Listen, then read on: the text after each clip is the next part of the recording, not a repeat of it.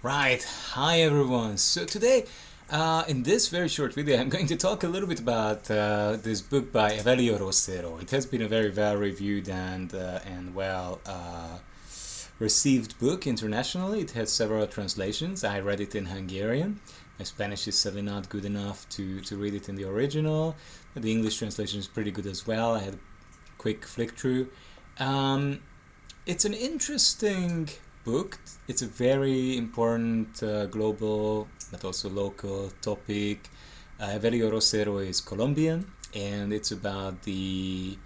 um, it's about the way the social rift, the civil war, and foreign meddling and army meddling in Colombia has shaped life since last really 40, 50 years, maybe even uh, going a bit back.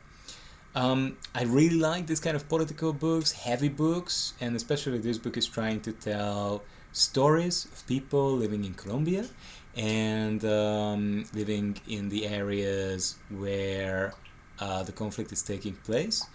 But sadly, I don't think it's a very successful book. And, a lot of people rate this 4 stars out of 5 on Goodreads. I would give it a 2, which I am quite strict. A 3 means a really good, decent book. It achieves what it wants to achieve. A 4 is an outstanding book. A 5 is a classic. So 2 is still a readable, fine book. Nothing wrong with it. It's just not something you should cry over if you miss it. It's going to be good. It's not a 1. It's not like don't read it. But still. So what's wrong with the book in my view? Well, spoiler alert, I might discuss some things that are going on. I think the biggest problem is simply that as an undertaking, the book doesn't work, right? Literature typically wants to entertain and say something. Literature is successful if it does both. I think the problem is this book is not entertaining enough. At the same time, this book is not clear about what it wants to say. To give you just a super basic rundown of what's going on, what has been going on in Colombia. I'm not an expert on this, but I did a little bit of reading. So Colombia is a bit unlucky in where it is geographically. It's the major way through from South America towards Central America and thereby also to North America, the US. So geopolitically it's very important for the US, in whose sphere of interest it is, to dominate it.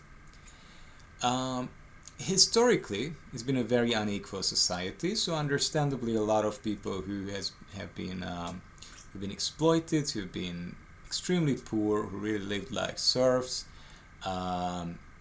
wanted and sympathized with left-leaning ideologies, socialism, versions of communism, versions of republicanism that grant more voting rights, that support local government, and so on. And of course, there's nothing wrong with this, right? People want their interests to be represented in politics, and probably they were right that at that time the more right-leaning governments were not willing to do that, and they were very happy with the status quo and the inequality and then the suffering. So the country had kind of a big rift, right? It sometimes has a little bit more left-leaning governments, sometimes very nationalistic or heavily right-leaning governments.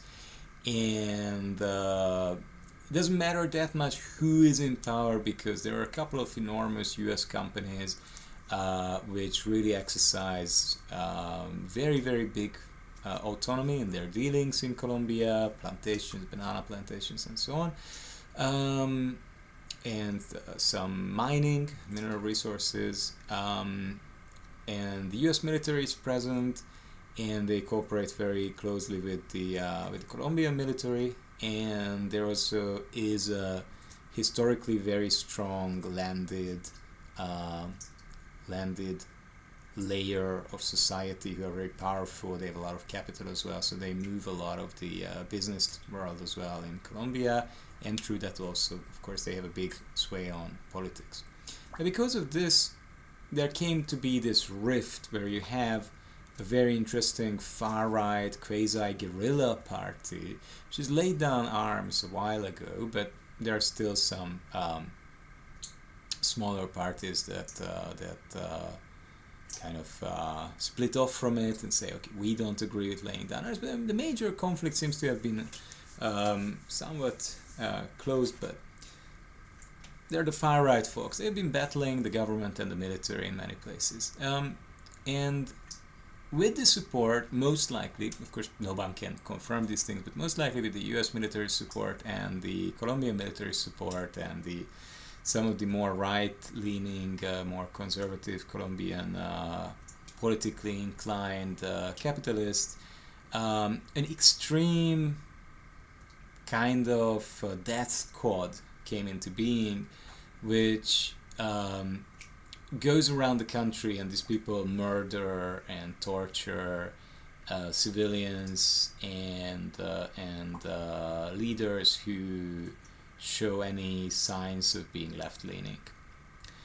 So basically there has been a constant civil war, and this has been complicated in a large way by the cartels operating, a lot of cocaine being shipped through or from Colombia to other countries. And the cartels sometimes aligned with one side, sometimes with the other, sometimes they were playing their own games, sometimes they were playing games together with the politicians or foreign powers against local powers. It's a horrible thing. It's not just about the politics, really. This led to the disappearance, the torture, the killing of very large numbers of civilians. It really is a hellish thing. This country could be very rich based on its geographical and mineral and other resource richness and population number, but it's a fairly low income country, lower middle. The book tries to tell the story of a small town between the mountains, so in the area that's usually contested between the far right death squads and the leftist militants and the government, and everyone is trying to exercise control. And the locals are represented by an old man, a retired teacher, and I think this has been a very, very poor choice, because this man is really rather antipathetic. He's not very likable in the story. He's basically a pretty horny old dude who is spying on his neighbor's wife all the time, and it's quite an embarrassment for his wife. Isn't properly taking care of his relationship with his daughter, who moved far away. Has a mixed range of relationships within town. Some people good, some people bad. A pretty average guy, but getting a bit old and reliving his second puberty, kind of. Now, the guy is also a pretty unreliable narrator, right? So you always have the author, you have the narrator, or the level of narration of the book, and then you have sometimes a protagonist or a main character who narrates the story. This is the case. We read things from the point of view of the professor most of the time. And this old retired teacher is not really a professor, he's a teacher. And where he doesn't help us to understand any of the real political dynamics, and the way things come across is almost like, oh, all sides are equally bad. Now this is obviously not true. The Colombian people did want, most of the time, left-wing governments, but they very often didn't get them due to military pressure and pressure from outer powers, right? The U.S. Works a lot with Brazil on these things to keep other South American countries under control if they would go into a direction that the U.S. doesn't approve of. So how to say, morally the picture is pretty clear, and politically as well. And this conflict would obviously have been solved a long, long time ago with a lot less victims if there wouldn't have been very significant foreign meddling.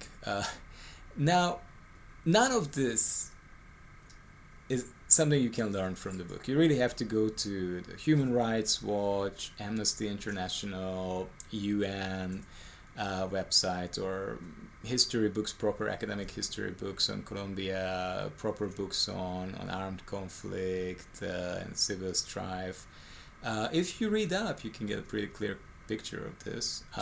It's a case of dominance by a large foreign country, and they team up with some of the local leadership to destabilize the country and keep the local leadership, local elite, the 1%, or part of the 1%, not even everyone, probably in the 1%, in power, and in exchange they get access to natural resources in the market. None of this. So the book doesn't say much, right? There isn't much being said besides the fact, oh, this has been very bad for the civilians. But I mean you kind of know this without reading a book about it.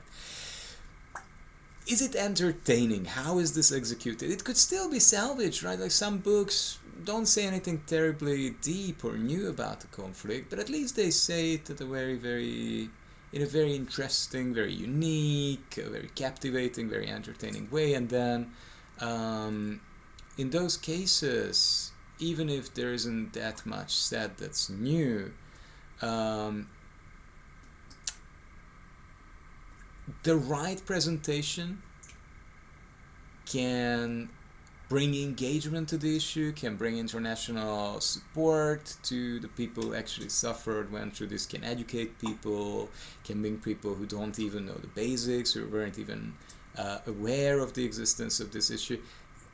It doesn't really happen here, I think, and one of the reasons is the book is gruesome, so sometimes it's extremely brutal and visual in how violence is depicted, but very often there's no good psychological follow-up on how this violence is actually experienced or made sense of by people. In some points, and this has to do probably with the unreliable narrator, it becomes unsure whether it's possible what is described, whether it's not just the old man's misperceptions, or due to confusion, panic, he imagines things. And in some cases, everything seems to be covered in this shroud, in this fog, and wherever the characters go, whatever they do, it's kind of out of context. It seems a bit disjointed. The way things end up working on this story is always a bit jarring. Things are kind of dropped onto the reader. The other thing is the style. It lacks nuance in psychology and the inner life, in describing the inner life of characters, and it uses a lot of overstatement, which I think is usually well received in Anglo-Saxon markets, especially the US, maybe Australia. I'm not so sure about that, but definitely aligns well with US culture. Maybe in that market this comes across well, but Europe, and I think Japan, the UK, and many other places, it does seem a bit too rough or simple. Now, someone could argue that, look, this is the style that people use there, this is how the conflict is being talked about, and this all creates kind of an illusion that takes you into the situation of the people experiencing this conflict. That happens in some books, and it can be done rather well. But I don't think that's the case here, simply because in the end, the book doesn't manage to simulate the experience of the reader going through any of this. If anything, it's more alienating. Maybe some people in Colombia had this feeling that they just simply became totally disconnected from reality. The what was going on around them was so terrible and horrible. which is fine. But then, what's the point of capturing that and helping us to experience that through a book, which doesn't say that much about what we have experienced? Not that much. So this is why I don't think this is a particularly. The interesting thing is that at the same time, obviously, this is a very well uh, thought out book, and there are many passages and pages where it's very clear that Rosero is could say more and he can write well. I just think, every writer has projects which are not their best projects, and this book gets a lot of attention, but maybe other books by Rosero would deserve the attention rather. I came to this page on Goodreads where they show a couple of quotations, and this style, be careful, professor, we don't yet know whose hands the town is in. Whoever they belong to, they're the same hands, right? Like, it does matter. Are the guerrillas murdering everyone who are supposed to support the people? It's pretty damning. Is it the army? Is this some of the paramilitaries, death squads? We do want to know what's going on, and it does make a difference. Sure, you could argue that this is a sign that even this educated, smart, somewhat engaged person, this older teacher, retired teacher, doesn't really know what's going on, or he became so jaded. What did we gain from this book, right? And seeing things through this person's eyes. I walked the streets with a grenade in my hands, accompanied by children. "Go away!" I shouted at them. "Don't follow me. This will blow us all up." They carry on unperturbed. Now, obviously, there are some of these passages where you feel that, some people are really trying to diffuse the conflict. They're symbolically carrying the grenade. They're trying to pick up things. They're trying to carry some burden, and they're trying to maybe help younger people or others in their community, and they're telling them to keep away, don't get involved in this conflict. I'm already sacrificing myself to try and make you safe, and this doesn't work. But again, what's this saying, right? Like, because a couple of children carry on following him unperturbed, is this sending the message, well, the kids don't care about this kind of thing anymore, they're so used to the violence, this is the way things are going? Maybe that's what it's saying. Again, that's not something terribly interesting, and not said in a terribly interesting or original way. Is it saying something else? Is this really just like, should we be like, wow, there was a grenade lying around and the old man picked it up and is trying to walk away with it? It's absurd in a way that moves your imagination and makes you imagine the scene. That's why I say that Rosero is a capable, effective writer, but what does this do for you in the end? Did you understand anything better? Did you experience something new? Did you gain something from sharing in this? I don't think so, and I think eventually that's why the book as a project is a very decent book, but not a must read, not a book of the highest order, not one of the books where every year we get 5, 10, 20 of those books where you're like, wow, I'm very lucky if I find the time and energy to read this, because it captures something interesting in an interesting way about what's going on in the world or in someone's life, someone's psyche. So usually I try to talk about books that I can strongly recommend, but I also wanted to talk this time about a book where I'm like, it's a good book, but that's it. And there are so many good books. It's important to talk about why what we experience, not just books. You can apply this to any media, movies, TV shows. You can apply it to research papers you read, business analysis, case studies, reports that you get at your company if you're already working, patents that you look at, legal cases that you engage with if you're working in law, and so on. we sometimes need to reflect on why something is working, why something isn't working, especially when everything a capable writer, an interesting conflict, a promising story come together and still there's no bang.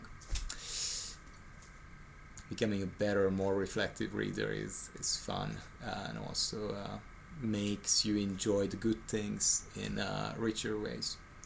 Anyway, that's all I wanted to say in connection to this book, and I hope you found it interesting. If you want to make up your own mind, do go and read the book. If you skip the book, I don't think you will be very sorry. There are better books out there to read, but it's also another book that makes you wish you haven't spent that time on it. It's really somewhere in between. Maybe like this video, who knows? Anyway, let me know about your ideas, your views, and have a great day. Take care of yourselves.